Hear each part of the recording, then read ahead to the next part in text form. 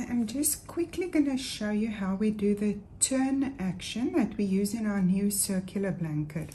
It is actually very simple to do. The pattern is going to indicate for you to knit to your last 3 stitches or knit to stitch marker. We've got a stitch marker in place, so all you do is you're going to knit until you reach your stitch marker, and then the pattern is going to say turn. So now we've reached our stitch marker. The pattern is going to say turn. This means we're not going to knit the remaining stitches on the left hand needle. We're going to turn our work and we're going to actually knit in the opposite direction again. So you turn your work, you put your left hand needle will now be in your right hand needle will be in your left hand. We're not going to worry about the remainder of the stitches on the right hand needle at this stage.